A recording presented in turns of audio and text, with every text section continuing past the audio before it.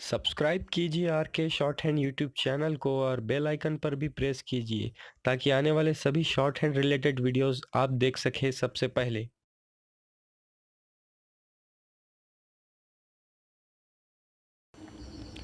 Now, sir, honorable members will recall that the bill was introduced in the House of the People on the 2nd September 1953. It has had a long history and in one form or another it has been before he public since the end of 1949 in the statement of objects and reasons. The various stages through which the bill has passed since 1946 have been summarized, and I need not recapitulate on this occasion the circumstances in which the then government of India took the decision in early 1946 to initiate an inquiry into the reform of our company law.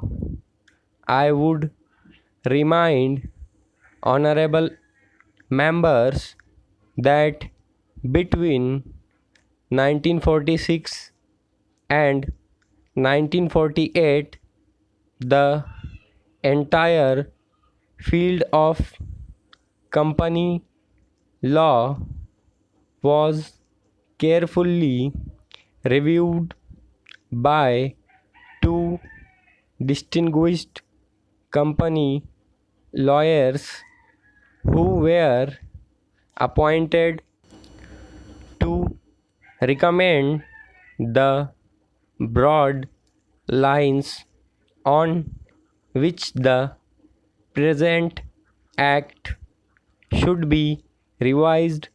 Their recommendations were examined in the then Ministry of Commerce, and certain tentative departmental views which emerged were circulated in a comprehensive memorandum to all recognized trade and industrial associations, bar associations, the high courts, and the state governments that brought us to the end of 1949. Many representations on this memorandum were duly received from chambers of commerce, trade and industrial associations, state governments, and the general public. At the end of 1950, the Government of India appointed a committee under the chairmanship of Shri Bhabha to go into the entire question of the revision of the Companies Act with particular reference to its bearing on the development of trade and industry in this country.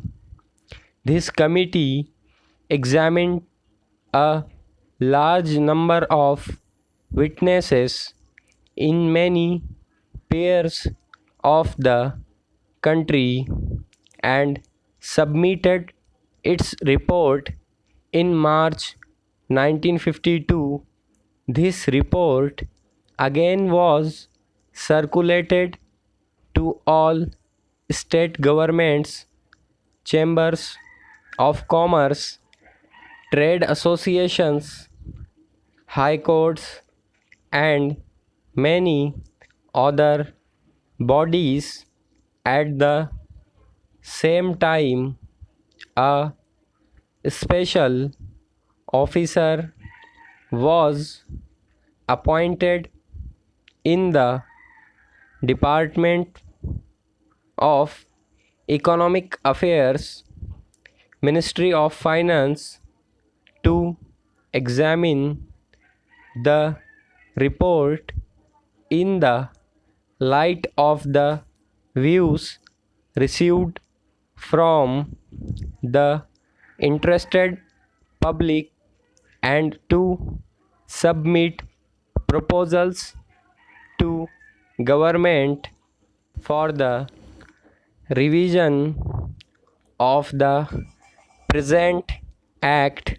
The bill now before the House is based largely on the recommendations of the Company Law Committee, modified in a few particulars.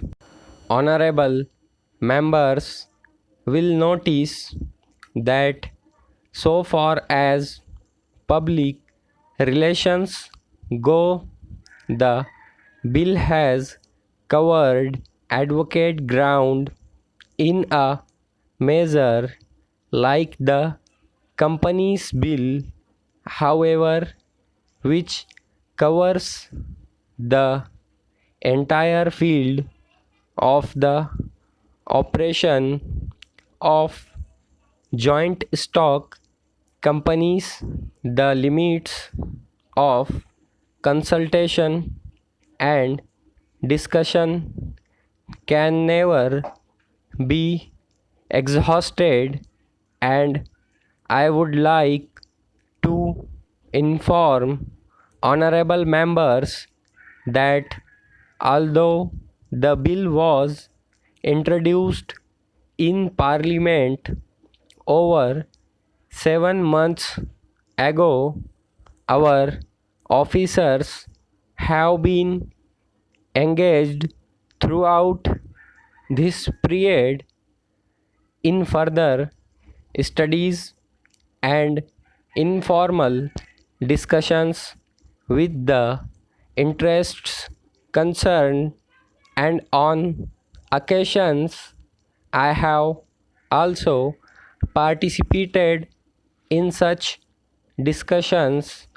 I have also given some further thought to some of the issue arising out of the bill, and I propose at the appropriate stage to bring before the select committee any changes in the provisions of the bill which seem to me to be worthy of consideration.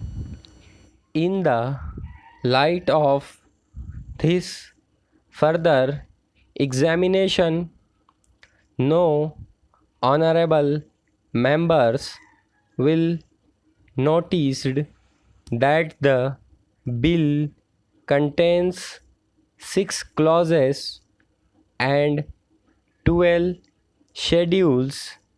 I think it is probably one of the longest legislative measures in recent legislative history, but its size might be regarded as misleading unless I make a few comments.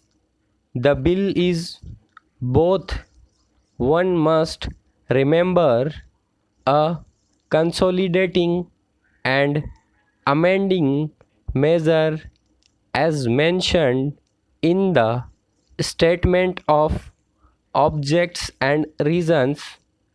This is the first opportunity which has occurred since 1923 for the consolidation of the Companies Act.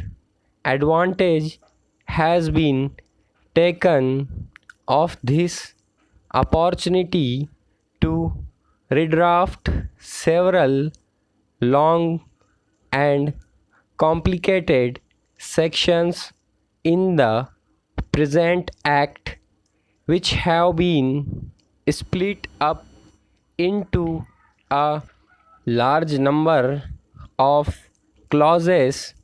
This is the largest single factor accountable for the increase in the number of clauses in the bill. New clauses embodying substantial changes in the present law would hardly constitute more than a small fraction of the bill. I would also draw attention to the structural changes in the bill to which a reference has been made in the statement of objects and reasons.